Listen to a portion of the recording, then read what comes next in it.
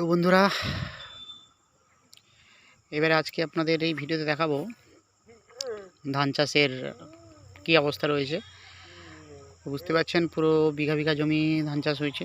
যেহেতু আমাদের একটা গ্রামীণ এরিয়া, আগেই বলেছি আপনাদেরকে যে আমরা পুরো টোটালটাই চাষের উপর নির্ভরশীল। তো তাই দেখতে পাচ্ছেন পুরো সোজা যেদিকেই তাকাবেন সেদিকে শুধু ধান চাষই হয়েছে। তো কিছু জমি এরকম শুয়ে গেছে, যেগুলোতে কিছুদিন আগেই বাতাস ঝড় বৃষ্টি এসেছিলো, তো তার জন্য ওই ডানার প্রভাব, এগুলো ডানা যেটা এসেছিলো ডানার প্রভাব দেখতেই পাচ্ছেন। কিছু যেগুলো শুয়ে গেছে, কিছু ধান নষ্ট হবে, মাঝে মাঝে অনেক জমি শুয়েও গেছে। আর যেগুলো শুয়েনি সেগুলো মোটামুটি ঠিকঠাক আছে। তো এখনও এইসব জমিগুলো ধান কাটতে ধান তুলতে, এগুলোতে ধান জমি কাটতে মোটামুটি এখনও 10 থেকে 12 দিন টাইম লাগবে। 12 দিনের মাথায় কিন্তু এগুলো সব ক্লিয়ার হয়ে যাবে, ধান কাটা শুরু হয়ে যাবে। ঠিক আছে, এবার আস্তে আস্তে জমি যত ওদিকে যাবে তত আস্তে আস্তে দেরি হবে ধান কাটতে। তো এরকম বিঘা বিঘা জমি সব মানুষ চাষ করেছে। এবারে চাষের উপর নির্ভরশীল, যেহেতু এখন চাষের উপর ফলন যেভাবে হয়েছে, ফলনের উপর ডিপেন্ড করে তাদের লাভ ক্ষতি হিসাব হবে।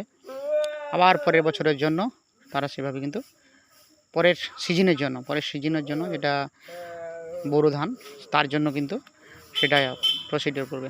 ঠিক আছে, তো আশা তো করা যায় ধান ভালোই হয়েছে।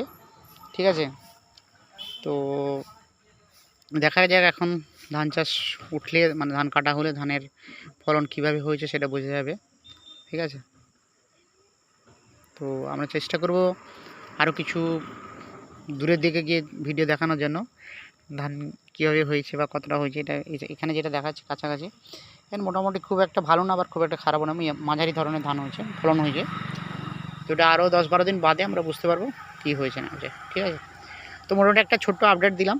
এরপরে ধান কাটা হবে, কিভাবে হবে সব দেখাবো, কিভাবে ফলন হচ্ছে, ধান বাড়িতে যাচ্ছে, কিভাবে ধান কাটা হচ্ছে। এখন তো টেকনিক্যাল যুগ, তো মানুষ ধান কাটা মেশিন নিয়ে চলে আসে, তাড়াতাড়ি যাতে ধানটা ঘরে তুলতে পারে।